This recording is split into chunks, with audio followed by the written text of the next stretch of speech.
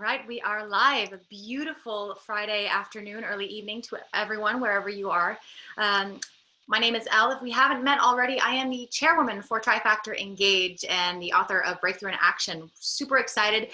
This month, as you all know, we've been bringing together our global network of health professionals from elite athletes, coaches, PhDs in psychology. So now we're going to bring in one of my favorites. Experts out there, not only because of what he is doing in the community, but also because of the work that he's helped me do in my personal practice, as an athlete. So without further ado, I want to welcome you to the director of the Elle Adda Wellness Center. He's an orthopedic surgeon. He's also a lead researcher and analyst for regeneration or regenerative medicine. And we're going to tell you all about what that entails. Ladies and gentlemen, this is Dr. Ben Valdecanas. Thanks, Elle, and thanks for having me again and again. Yeah. Okay, well, let me tell the audience a little bit about myself. So I'm an orthopedic surgeon specializing in sports medicine.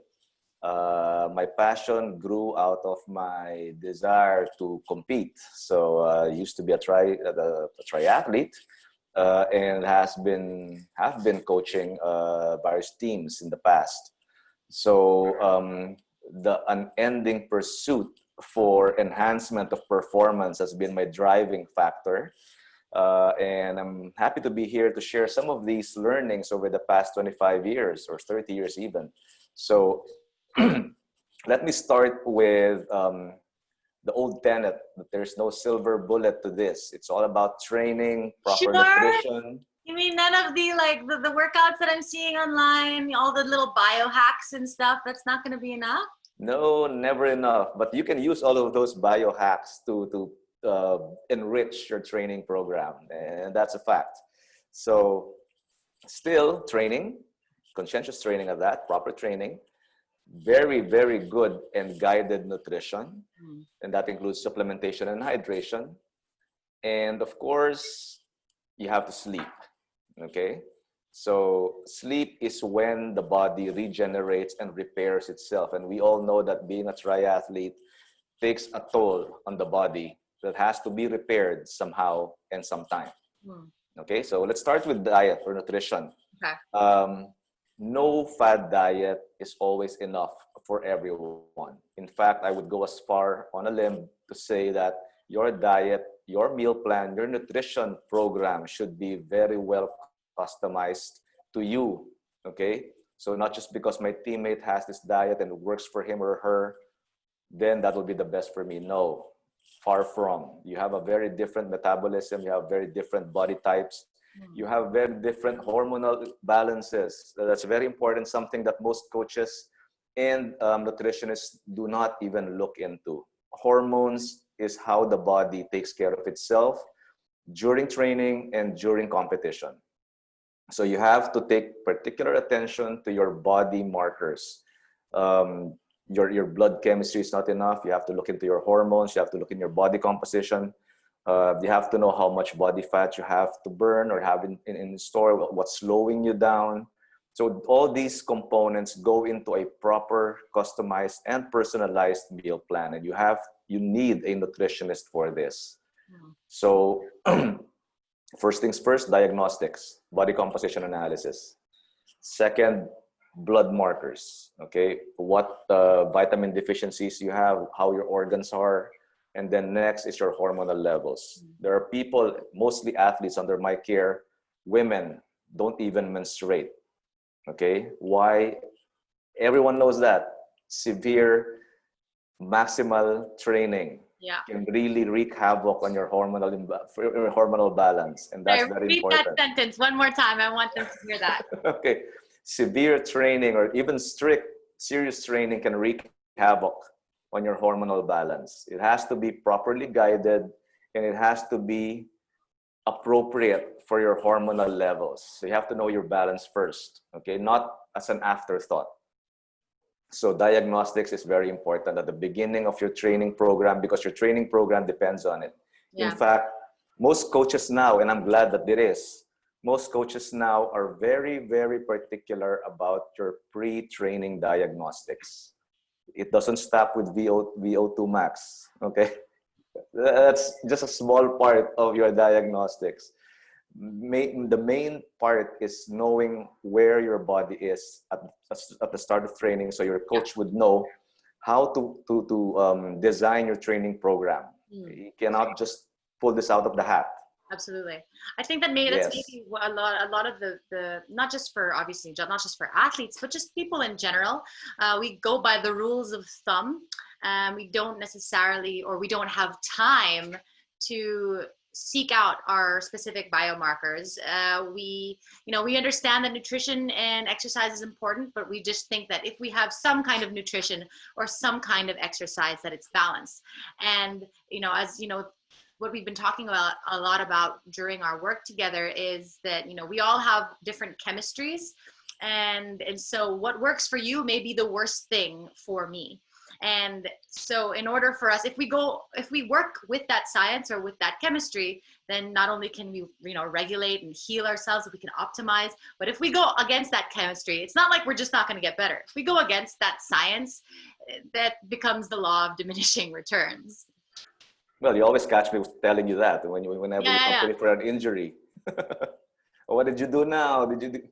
So you know for a fact how it is. So you have to have the basics first. And that's for anyone who's not familiar with me or Doc Ben. We've had the pleasure of working together, and he's been my my doctor and my nutritionist, my everything when it comes to training for a race. And the issues that I always have, my initial response is nothing that I look at on the internet, none of the regular, fixes or solutions that I'm looking up for my injuries are helping me. What am I doing? And it always goes back to Doc Ben being like, well, this isn't, who wrote this? This wasn't written for you. This is like someone else writing about, why are you looking at that? And sure enough, it's usually always minor tweaks that Doc Ben gives me to adjust my training protocol. And those minor tweaks are always based off of my particular biomechanics, my particular, body mass index, my particular composition. And it makes such a big difference, because I think that the last time we had an injury or talked about this, I couldn't run for months, more than, 2 kilometers without it hurting. And then Doc Ben gave me this little fix and some tweaks to my nutrition, and literally 2 weeks later, I was doing an Ironman 70.3 and with no problems at all. So we got to personalize this. But Doc Ben, my question is, okay, so what if they're not athletes, and what if they're at home? They don't have access to a clinic. They're starting from scratch. How does one know, especially during this time, what works best for them? Well, for most people that I know, they always ask me, what got you into this? I mean, you're an orthopedic surgeon. You're supposed to be living in a hospital, treating injuries and trauma. What got you into this wellness thing, this wellness center? It's actually my line as a sports medicine practitioner that got me into enhancing performance of people. So, of course, I started with athletes, and then you have these what we call weekend warriors who want to excel in their particular sport during weekends without the proper training. So I have to make things work for them that they can excel without damaging their bodies. So it has to be a commitment. That doesn't mean that you're not playing your sport in the weekdays. Doesn't mean that you have to be shocked. Your body has to be shocked during the weekends that you do. So it starts with a lifestyle, the way you sleep, what time you wake up, what you do right after you wake up, your meals over the day, the supplements that you need to take, the way you hydrate, and more importantly, again, what time you sleep and what hours it encompasses. But we'll get into that much later. Okay. All right, so let's break it down. So if we're starting with nutrition, we don't have an access to a nutritionist. Pardon, or a nutritionist. Okay. So what's the best bet for people to do from their homes? Well, most people know this for a fact, that you have to have 3 macronutrients: your carbohydrates, your proteins, and your fats. Okay, let's begin with the most ominous, notorious macronutrient: fats. They don't have to be. We were trained, even as doctors, to say, oh, you cannot have so much fat, you cannot have this kind of fat. fats are more important actually than we care to address to them. So fats actually compose your cells. Your cell membrane is made up of fats, the phospholipids. Okay, so your cells basically cannot repair if you don't have the proper level and proper balance of fats. So don't be scared of having fats in your diet. Okay, so the traditional macronutrient proportioning of fat is 15%. That's well and good. Thing is, you cannot even separate your proteins from your fats. Whenever you eat meat, there's both already. So you don't have to worry about that. It follows. But the thing is, the main issue is between your proteins and your carbohydrates. We were trained to have 50% carbohydrates and 35% protein. Of course, the remaining is 15% fats. We, more often than not, find ourselves, for most of our clients, athlete or not, interchanging these two macronutrients. So instead of giving them 50% carbohydrates and 35% proteins, we give them 35% carbohydrates and 50% proteins. Why? Again, your proteins are the basic building products, or the basic building blocks, rather, of your body. Your body is made up of proteins. Sugar or carbohydrates is just your fuel. Okay? Yeah. So it would be more useful for your body, especially for a competing athlete, to have more protein in your diet. Okay, so this is the first hack, or the first tweak that you have to do. Lessen your carbohydrates and relative to your proteins. And when it comes to carbohydrates, the second hack that you have to do is choose complex carbohydrates rather than simple carbohydrates. Yeah, Elle always hears me say this. So what are simple carbohydrates? Your rice, your bread, your pasta. Okay, fructose and sucrose. What are the complex carbohydrates? There are only two in the planet: cellulose, which you find in fruits and vegetables, and starch, which you find in root crops.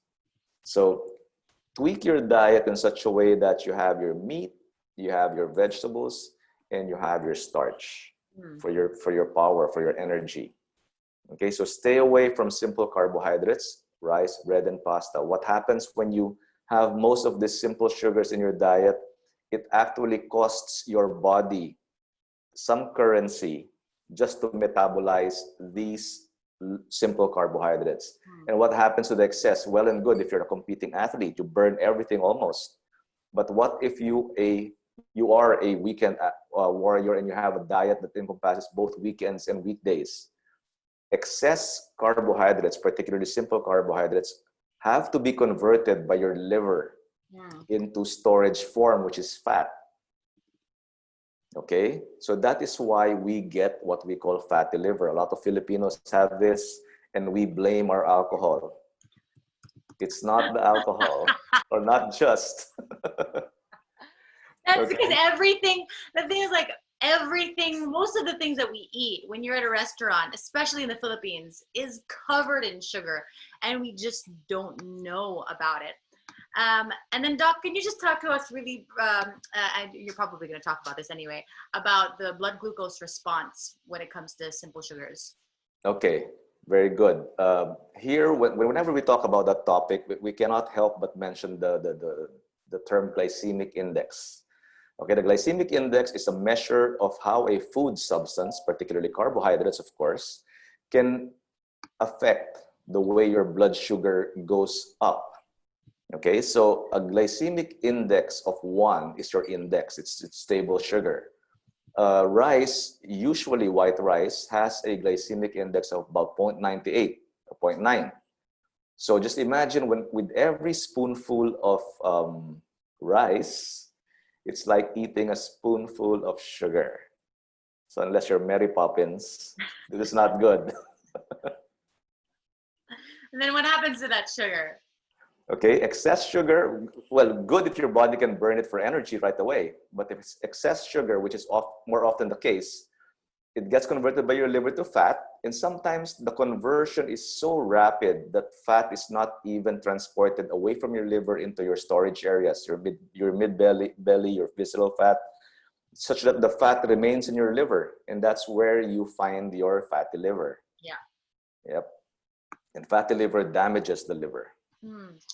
And I think it's also it's kind of this self-perpetuating, cycle. And I noticed that, when I am constantly even training, because it's quite often that you see a lot of triathletes, carb loading, Loading, sugar yes. loading, and it can be a really slippery slope, because just because you're a triathlete doesn't mean that by any means necessary are you a healthy person. But it's kind of the slippery slope when you're relying on that for your energy, because then you get your insulin spikes, and then you feel lethargic, and then you only crave more sugar. And if you're not burning that sugar, you're just actually storing it, and it's just like continues to go loopy. Yeah, it's a bad cycle. Yes. So whenever your blood sugar elevates, your pancreas, the organ besides your liver that produces insulin. Insulin is the hormone that brings your blood sugar down by putting them into cells. So every time your blood sugar spikes, your pancreas is forced to create more and more insulin. But the bad thing about that is your body starts tolerating the amount of insulin that your pancreas produces. So you develop what we call insulin resistance. So the more your blood sugar spikes, the more your body feels like it has to produce more insulin until it cannot produce insulin further, and then you fall off the slope into diabetes. There you go. So as much as possible, lower your blood sugar intake, lower the glycemic index of the food that you eat. So comparing, for example, a very simple alternative that we offer for rice is adlai or quinoa. Yes. Okay. Adlai is recommended because it has a relatively lower glycemic index. And so instead of making your blood sugar spike whenever you eat a spoonful of rice, which has a glycemic index of 0.98, your adlai has a glycemic index of about 0.68 or 0.7. So it doesn't make your blood sugar spike so much. It doesn't force or pressure your pancreas to produce more insulin just to lower that blood sugar. And you did mention that whenever you do this during the competition itself or as carbo loading prior to competition, you stress your body by producing more insulin. And insulin is, yes, a stress hormone. So then for those who want to continue training, and because, at the end of the day, the reason why we keep carbo loading is because it's such a fast source for energy.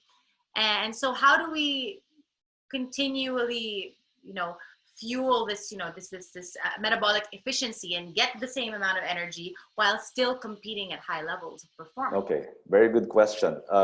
Your body is so well designed that it has this backup mechanisms. So the initial energy source would be your carbohydrates or your sugar, and this should be freely flowing in your blood. Otherwise, your body goes into what we call gluconeogenesis. Again, it's a function of your liver to get your stored fat and convert it back to sugar. That itself takes away energy from your system. So you cannot keep on doing that when you're competing. It has to be a free source of energy.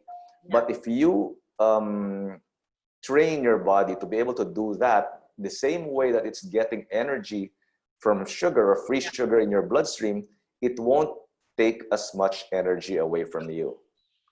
So how do you get into that? How do you tap into gluconeogenesis?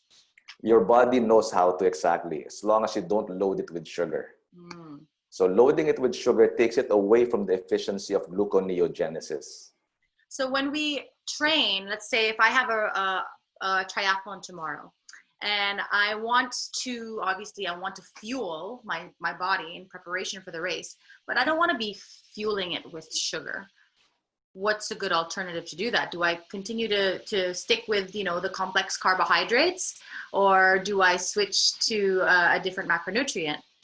Well, first and foremost, I'll advise you not to compete tomorrow, because that's already tomorrow. You have to keep on training. This usually takes about weeks or months to train your body to be able to go through the process of gluconeogenesis with as little energy or ATP as is required. So it has to go through the process of training, getting used to it. Otherwise, you will go into what we call ketogenesis. So instead of burning your fat, it gets your protein, because your protein the muscles are in that state of metabolism already. And you will know this because number one, your urine after training or after competition even is darker. Yeah. That means you broke down muscle, you broke down protein instead of breaking down fat. Mm-hmm. So it takes weeks for this training. I would say at least 12 weeks or 15 weeks even. And so how would you, in order, if I do have the right amount of time, let's say, you know, I have 6 months and I'm able to start training my body, do I still stick to that 55-35 rule, 55% protein, 35% complex carbohydrates? Yes, because you have to train your body in a setting that's fixed or consistent. Mm-hmm. So your body knows how to use up those macronutrients from the time that you're ingesting them to storing them to burning them back again. If you have to compete without this proper training, well, number one, it's going to stress your body. But there's a workaround to that. You can keep on taking glucose gels or ribonucleic D-ribose, for example, during your training. And that would still help even if you are already training your body to use up your fat stores during the competition. That's excellent. So this is something that's not just, you know, about if you're watching and you'd be like, well, how does this apply to me? Because I'm not an athlete and I'm certainly not doing any races anytime soon. But in everyday life, locked down in their, you know, apartments or their homes in COVID, how do we bring this practice into right now? Seeing people are very rarely exerting themselves to that extent. What are some really important things for people to take into consideration when it comes to restructuring their lifestyle, considering that we're more likely to be sedentary now more than ever? Well, surprisingly, a lot of my patients are asking me about exercise more than ever during this lockdown period. I think they're getting more conscious with the fact that, yes, hey, I am getting sedentary. I have to exercise on a regular basis. So that's where I help them adopt and design an exercise program that won't traumatize their bodies and get them into that more active level of lifestyle. So you can still stick. In fact, that's what I would strongly recommend. Stick to that macronutrient proportioning of 50% protein, because the less that you will be storing fat, even if you are relatively sedentary. But there is no excuse for not adopting that regular exercise program, because you really need to do that. On the other hand, I would also say that exercise is the true fountain of youth. Yes, because it helps your body, number one, not only function properly, it also helps detoxify your body. So you end up storing less, even if you're sedentary. You end up not craving for the wrong food. And as you know, people crave for what their body particularly needs. And just maintain that regular exercise and be consistent with your diet. Yeah, I like, especially when you bring up the word detoxify, because that's something that many of us either don't practice, or maybe we're just not aware of what we need to detoxify, what toxins actually are, and how it affects our body, and how exercise eliminates it. And especially now during a time when our immune system is something that's supposed to be our number one line of defense. Can you tell us a little bit more about the importance of detoxifying the body and how our nutrition plays the most important role, as well as exercise? Okay, crash course in detoxification. Everything we do creates toxins in our body. Everything we ingest, everything we're exposed to creates toxins in our body. You've probably heard of the term superoxide dismutase. Is the enzyme that naturally is produced in your body to detoxify your free radicals. Okay, free radicals are the byproducts of normal metabolism. So this adds up if you do not exercise. One, second, you eat the wrong foods. So the more food substances that you need to detoxify that you ingest, the more active or more pressure on your superoxide dismutase is. And your major organs of detoxification are, of course, your liver and your kidney, but more than the liver, more of the liver. So you don't want to put so much pressure on your liver to detoxify your body just because you're eating the wrong stuff. So be very conscious about what you eat, one. Second, again, continue exercising. And 3, supplementation. That's where proper supplements come in. In order for your liver to detoxify your body, it has to have the right elements and minerals and vitamins. Particularly one is glutathione. Glutathione is an amino acid that your liver naturally produces given the right building blocks. So if your liver does not or cannot create enough glutathione, then a lot of these toxins, a lot of these free radicals are not detoxified in your body. They are naturally rid of by your body through your liver and your kidneys, given that they have the right materials to detoxify your body. So this is nothing that you have to worry about. All you have to keep in mind is eat healthily and regularly exercise and supplement properly. Yeah. So with supplements, again, everything has to, we can't just expect to take the entire spectrum of supplements, and there's a lot of supplements out there, and expect that one of them to hopefully work, because at the end of the day, we're looking for balance. So apart from seeing a nutritionist and going through, you know, the examinations, because of COVID right now, what's the best way for people to supplement and to know, more importantly, which supplements work best for their systems? Well, ideally, it would be better for a person to get a micronutrient deficiency test.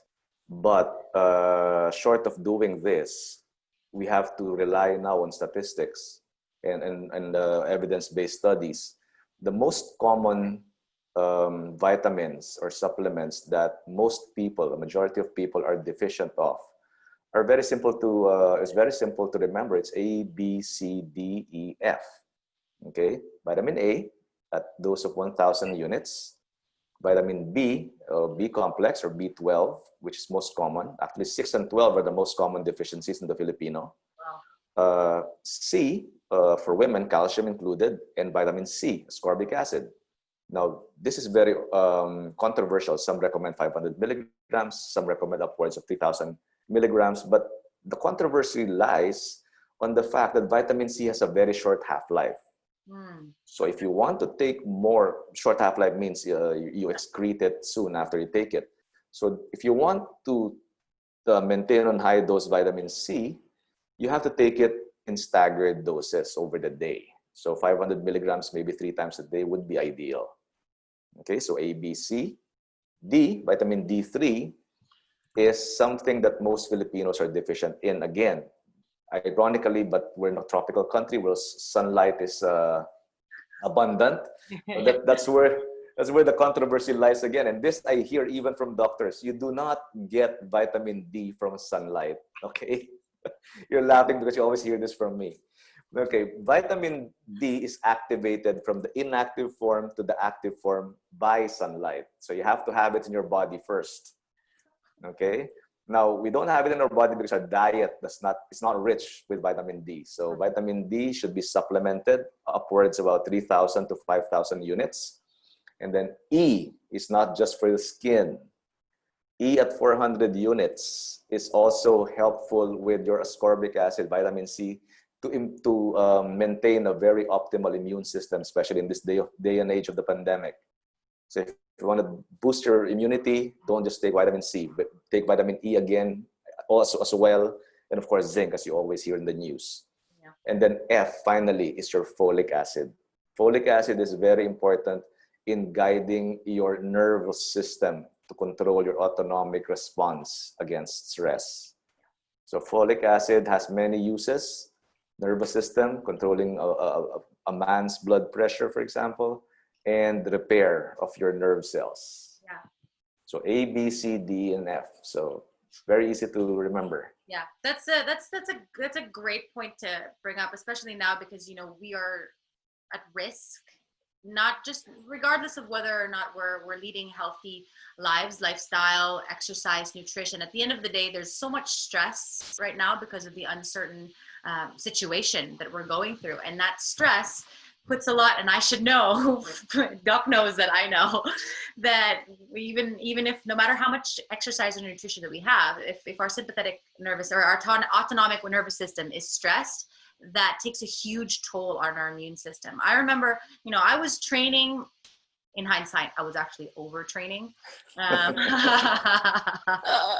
Don't even start me on most that. triathletes overtrain. We're working on it. Ego gets in the way. But I remember, I was eating textbook. I was pushing myself, working out so much, and yet my sympathetic nervous system, when doc did the stress test, was through the roof, parasympathetic all the way down. There was no balance, and I would get sick at once a month, at least, sometimes twice a month, and I never understood where it came from, because I was doing all the right things, but at the end of the day, nothing will ever balance the lack of, or nothing will make up for the lack of balance in our immune system, in our nervous system, in our stress, our mental and emotional health. These are all interrelated, and what I want people to understand is, like, they're not compartmentalized, that I'm going to work on my mental health, I'm going to work on my emotional health. That no, your nutrition, if anything, like you mentioned, hormones, which control, our mood and behavior. And, like, if anything, emotional is really actually more of a physical sensation. And our sleep and nutrition play huge roles in that. And that lack of balance, as Doc said, if we don't have the right supplementation, if our body is not metabolizing our nutrients properly, if we are not sleeping, we take away from that lack of balance. And there's a price, and we get sick. And now is a time where we cannot afford to get sick. True. Yes. It's a good thing that you brought up the interrelation of these systems, because your autonomic nervous system is like your sentinel, your security guard, to make sure that everything is in balance. And if ever it goes out of balance, everything returns back to balance, which we call homeostasis, which is the responsibility of your parasympathetic nervous system. So all these things actually return to balance when you pull back from your stress, or when you consistently have a lifestyle that encourages your parasympathetic nervous system to always act after your sympathetic nervous system acts in the light of any threat of stress.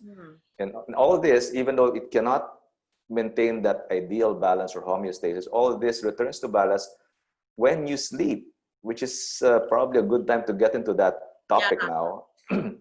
Okay, so as animals, so excited. this is the exciting part, actually. I'm always excited by talking about sleep, because because we don't know how to sleep. We don't know how to sleep. And so many misconceptions. Do it. Okay, so as animals, and yes, we are still animals, we are trained to function, or designed to function even better, with the setting and the rising of the sun. Okay, so when the sun sets and sunlight stops hitting the back of our eyes, the retina, our brain interprets this as it's time to sleep. So as the sun sets or continues to set, 3 to 4 hours after that, your brain starts producing another important, naturally occurring hormone called melatonin. Okay, so melatonin is not a sleeping pill. It's a hormone that your body naturally produces whenever the sun sets to get you into good quality sleep. Okay, so people who tell me, I don't believe in melatonin because it doesn't work for me. It's not supposed to put you to sleep. It's supposed to set the mood for sleep. That's all, okay? So 3 to 4 hours after the sun sets, your melatonin picks up. You're supposed to feel sleepy. You're supposed to go to sleep. So that's around 9 or 10 p.m. When you fall asleep in the setting of a proper melatonin level, and I say this because as we age, melatonin levels decrease as well, just like your other hormones. At the setting of a proper melatonin level, your brain starts producing another important hormone that helps particularly with healing. That's your growth hormone. Okay? So growth hormone does not secrete if you do not sleep. And growth hormone does not secrete when you sleep when there's no melatonin. So it's not the same when you sleep during the daytime.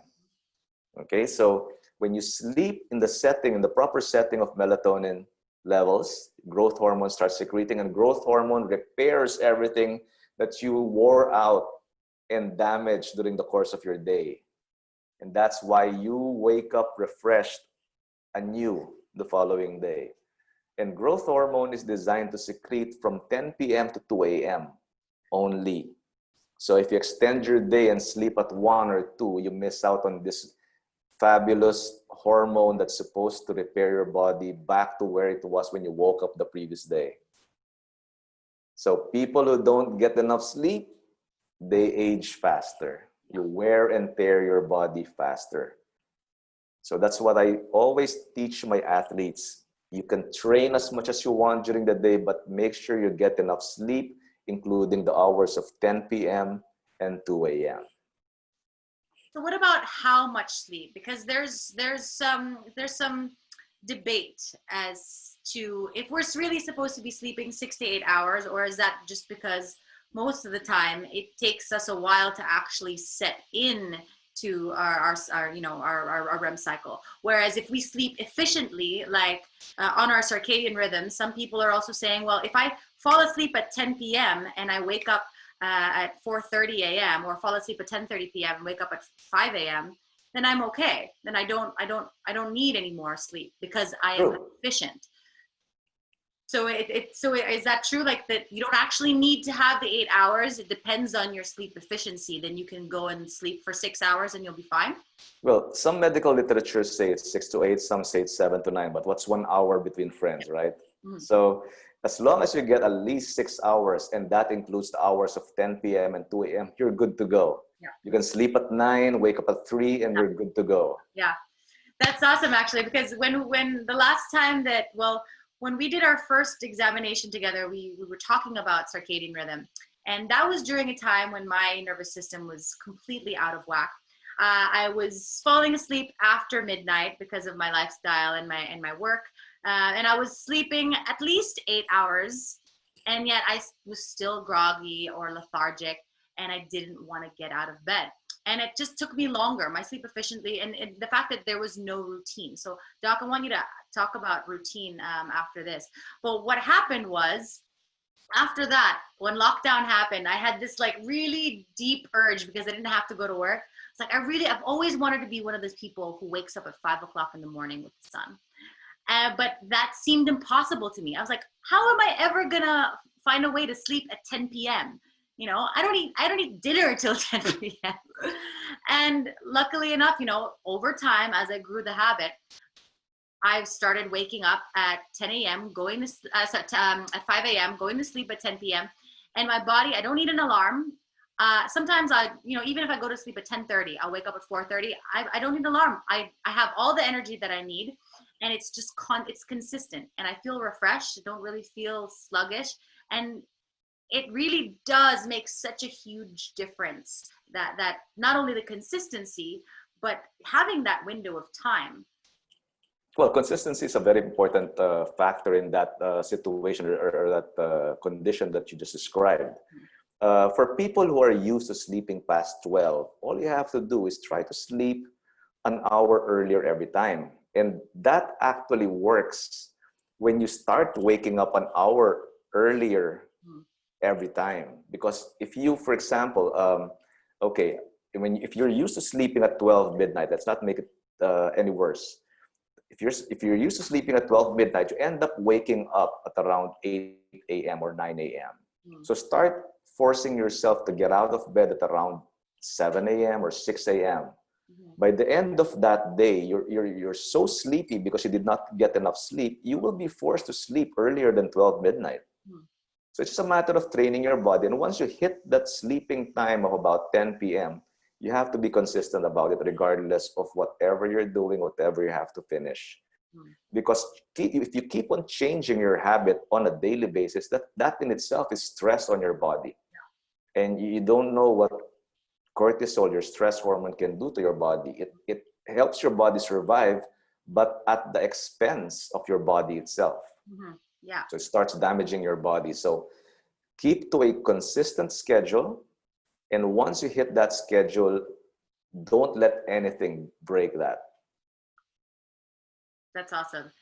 I think the consistency is a big thing. It's one of those things that we often overlook or compromise because of our busy days, our busy lives. And I always go back to this saying, you know, we say like, oh, I don't have enough time. I don't have enough time to do it. But that's like saying, you know, you're driving down a highway and you don't have enough time to get gas.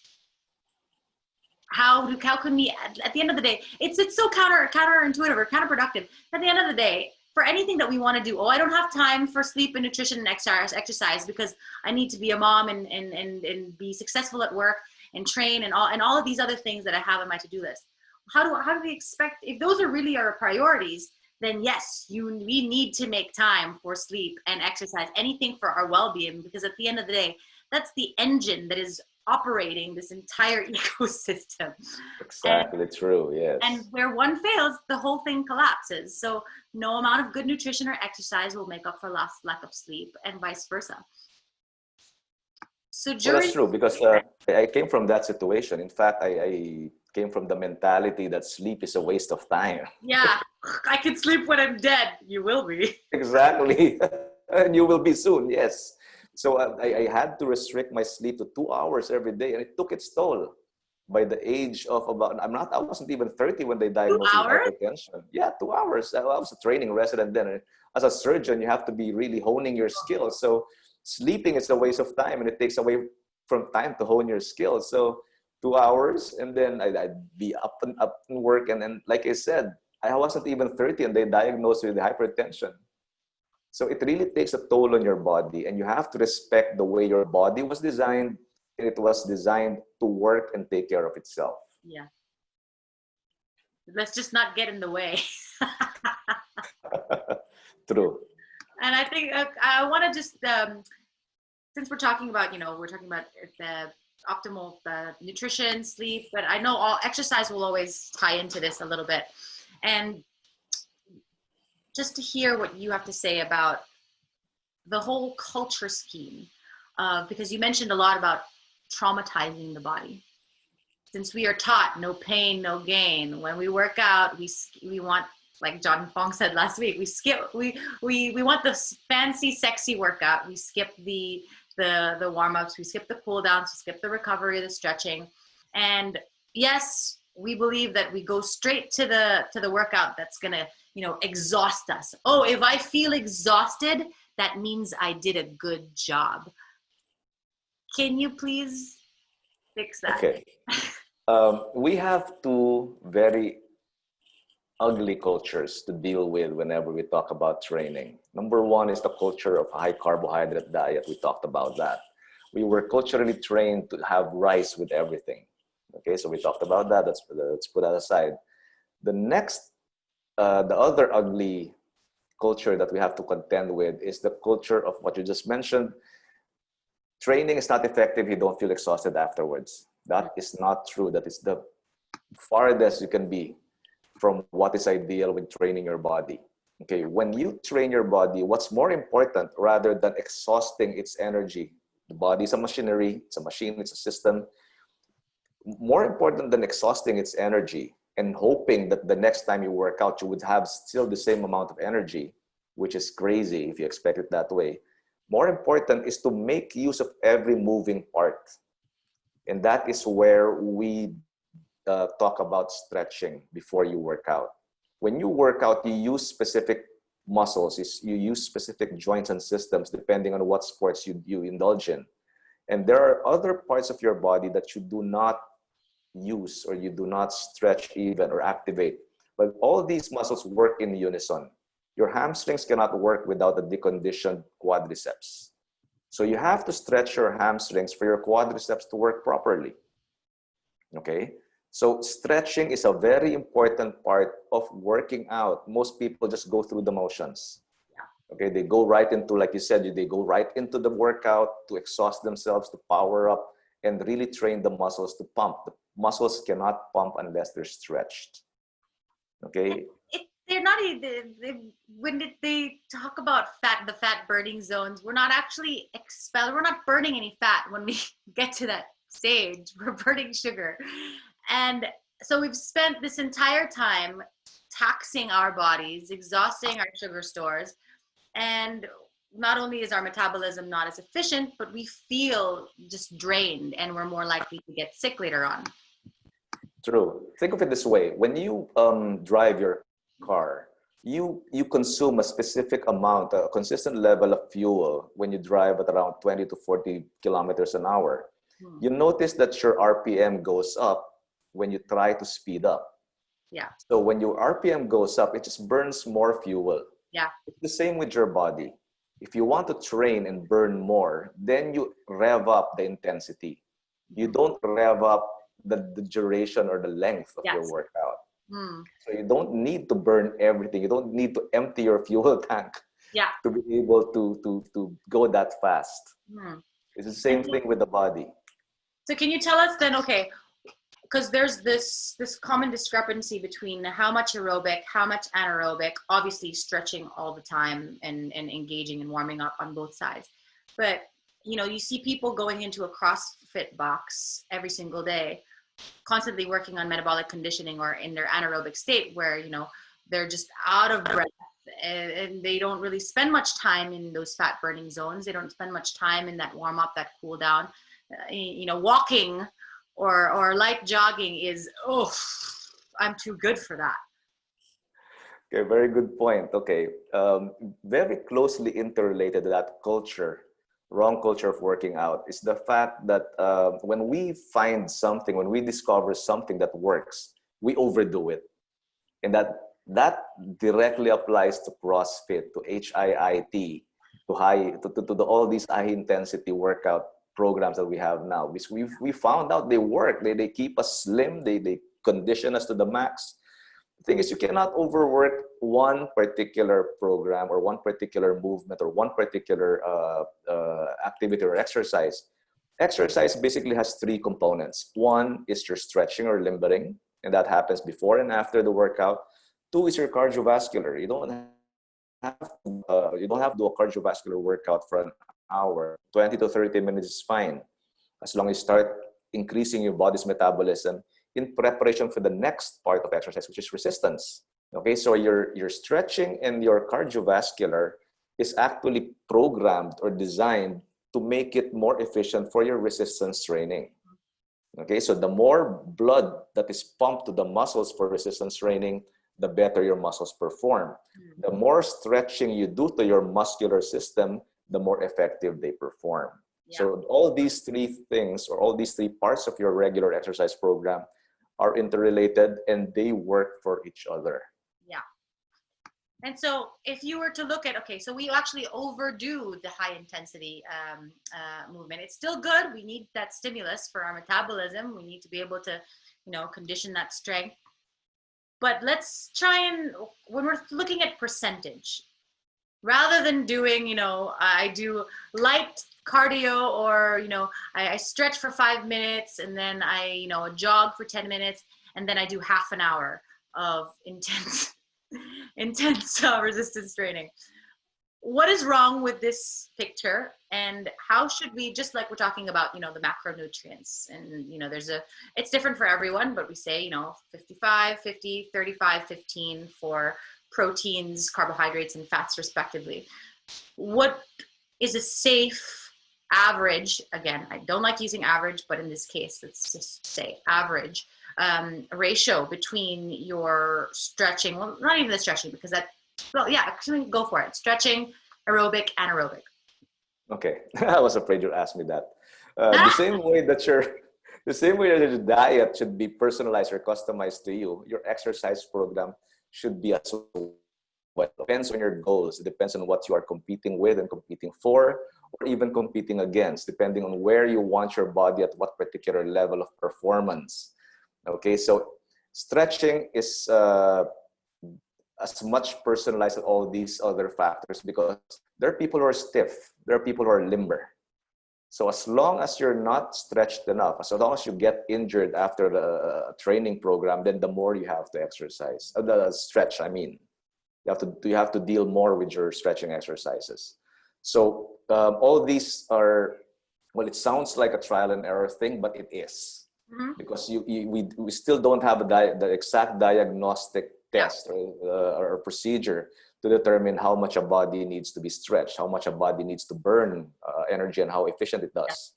So all this is a trial and error thing. You get to know that you need to stretch more when you're still sore after an exercise session. The stretching before an exercise program is to prevent you from getting injured.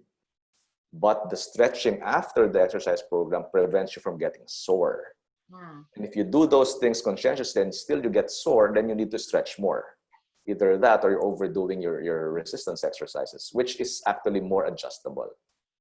So percentage, how much time, it depends on your goals. If you need to compete in an endurance sport, then you have to do more of your cardiovascular. If you need to compete in a strength sport or sprinting sport even, then you need to do more of your resistance exercise, because you need those muscles for the burst requirement that you need, for example, soccer, weightlifting there. And for the average, well, now I guess everyone's the average Joe at home. Okay. We're not going to be doing crazy, workouts at the end of the day. I think for anyone who is starting, I as Doc Ben said, we need to be listening to our bodies rather than listening to what we read or see other people do.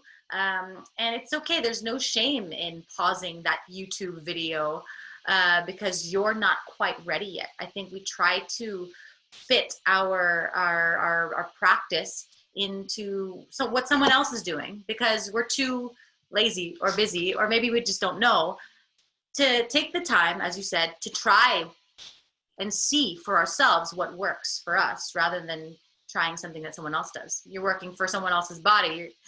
That science isn't going to work for you. Well, the good thing about all those exercise programs or exercise videos that you see on YouTube now is there's a lot of them now. So you have a whole wider range where you can choose from. But like I said, it's a trial and error thing. If this one doesn't work for you, maybe the next one will. But try to put some gray matter into the mix. If you think that this is your goal, that guy doing that video doesn't look anything like you, then it's not right for you. Yeah. Okay, so that's first. Second, for most people who are not really competitive at this time period, a 30-minute cardiovascular, 30-minute resistance training is enough. An hour of exercise a day does more than a sporadic or inconsistent exertion over a week. Mm-hmm. Okay, most people, whenever we get asked how much exercise is regular exercise, I always tell them the key word is regular. So it doesn't have to be heavy exercise as long as your body does it on a regular basis. So how regular is regular? We usually say 3 to 4 times a week, but personally, I found it more effective for myself, for those people I train, and for most of my patients, every day except one. It's a good exercise frequency. Yeah. Okay, so start with a 5 to 10 minute stretch, 20 to 25 minutes of cardiovascular. And for those who are overweight still, we don't recommend running or jogging. Stationary bicycling, swimming, elliptical would be good as long as you don't put stress or weight on your weight-bearing joints if you are still overweight. Running for those who are within their ideal body weight is okay. So that's your cardiovascular. And then another 20 to 25 minutes of resistance training. I usually start my clients, my patients on body weight exercises, push-ups, sit-ups, crunches, pull-ups, okay? Your body is the best guide for whatever weight you can tolerate or lift. So, and then at the end of the workout, again, 5 to 10 minutes of stretching. So that's a good program you can start with. You can start on. Again, tweak it as you go along, but don't forget to take a rest 1 day at least in a week. I think that's I like what you meant by regular. I think it's because we forget the way our bodies were originally designed to, we weren't designed to eat necessarily 3 big meals a day and to sit down half the time. And then, we were always constantly moving. we didn't always have a meal. And so we needed to be able to have metabolic efficiency to rely on fat stores for energy. Every now and then, maybe we'd run away from a lion or have big bouts or bursts of energy. But we certainly were not meant to sit down and slunch the way, look down, like at our phones. So all of these new habits that we've inherited as, the centuries have gone by need a profound amount of balance, because we were not designed, and we can't obviously take these, this environment out of the equation, because this is the time and place that we live in. But the balance, I think, more importantly than anything. And as Doc Ben mentioned, how do you know what is your balance? Maybe it means that we need to start spending time with our bodies, with our nutrition, to see what works best for us. I like it when you said that you have to be sensitive to your body, because that's the best gauge. No amount of blood tests, no amount of all these high-tech medical gadgets can really tell you what your body needs and what it's built for. So you have to be really sensitive to your body. Doc Ben, I heard there's this other method. Obviously, if people don't have access to a clinic, or if they do have access eventually when you are able to, if you're in Manila, the Egla Wellness Center is a fantastic place to get all of these tests done, from your stress test to, your body composition to, all the blood tests, your analysis, everything that you need to know about yourself to make an educated decision, not a guess. But from home, as you mentioned, for our bodies to be able to be the one to decide what is working, how do we become sensitive to what works and what doesn't, when we constantly flood ourselves with so many, bad habits, so many toxins, so we actually don't even know what we're sensitive to? Would you recommend doing a fast, not a fast like not eating, but a fast from certain foods, so that we can understand, not if we're allergic to it, but if we might have a slight insensitivity to it, if, certain supplements work best for us? At the end of the day, is it true that the only way for us to really know the difference is to maybe simplify a little bit? Okay, we have a marker with a body composition analyzer. It's called the basal metabolic rate. Okay, so it's actually the, excuse me, it's actually the amount of energy your body needs to function at rest in a day. So, for example, 1,200 calories would be a good BMR for most people my age. So if you eat more than that, naturally you gain weight. And if you want to lose weight, you have to eat less than 1,200 kilocalories in a day. So like you said, you have to kind of simplify your eating habits first and foremost. The first thing that I do, and I've noticed this with my sick clients, my sick patients. Let's take, for example, a diabetic person. The first thing that I ask them to take away from their diet is their simple carbs, your rice, your bread, your pasta. And incidentally, these three big groups of simple carbohydrates are also the main groups for a gluten-filled diet. And what they first notice when they start avoiding this gluten-rich substances is not that their blood sugar goes down. It's because they don't feel any aches anymore. They don't feel bloated. They don't feel joint pains. It's because, like you said, there are certain food sensitivities that increase the inflammatory response of your body. And gluten is foremost of that. Second would be dairy. So if you want to simplify your diet, try to avoid these big groups. Short of getting a food intolerance test, you can try and experiment. And you'd be surprised at how much your body functions better, how better you feel if you don't make these food groups the staple part of your diet. Yes, you can eat from time to time, but not as a staple that you eat it 3 times a day or every day. So you can start with that. Puts a monkey wrench in the whole system. Sorry? I said, because then it just puts a monkey wrench in the whole system before we know our bodies are working against us. Yes, yeah. It's something that we don't even think about, or we don't even realize. Yeah, and I think, as well as, when let's actually talk about that. That will go a little bit into specifics before we close. If we're talking about nutrition and, looking at the macros, but also specifically what those macros are, where we're getting our sources of carbohydrates. We mentioned earlier, we covered that as far as going to, complex carbohydrates. What's the best source for protein and for fat, especially when we're cooking with food, to make sure that we're staying away from certain oils that we're using, because that also adds to the inflammation. Well, there's a movement, it's called plant foodism, but you don't have to go to that extreme. What it does is that it keeps us away from all the most unnatural and synthetic food substances. So number one, stay away from processed foods. Meats are not bad unless they're processed. Same with oils or fats. The best fat or oil to cook with are those that come from vegetables. And the purer they are, the better. The less processed they are, the better. And when you talk about processing, it's between hot or heat processing and cold processing or cold pressed oils. So it's always best to cook with cold pressed oil. So what are these? These are your medium chain triglyceride coconut oil, your olive oils. So it's best to cook with plant oils that are not processed by themselves. Meat, the less processed, the better. Some say that the avoidance of red meat also lowers down inflammation in the body, but not as much as stay away from simple sugars. That really causes a lot of inflammation in the body. So you don't have to be extremes like a vegan or a vegetarian. You can actually enjoy all these food groups in moderation, staying away from those that are known to really put your body into an inflammatory state. Awesome. Doc Ben, thank you so much. I think to close, we've talked about a lot of the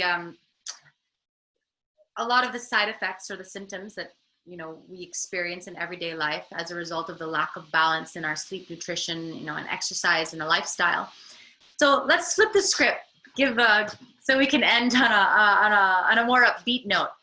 What if we did optimize our sleep? What if we exercised within the range of our capabilities, challenging ourselves, but not overexerting ourselves? What if we ate for our bodies to fuel it and not to work against it?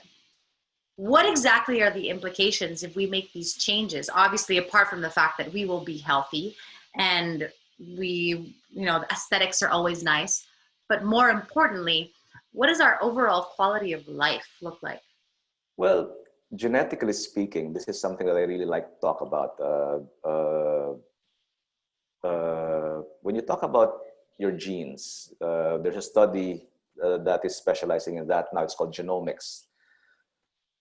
You'd find out that our bodies were designed to live to 150 years, okay, give or take.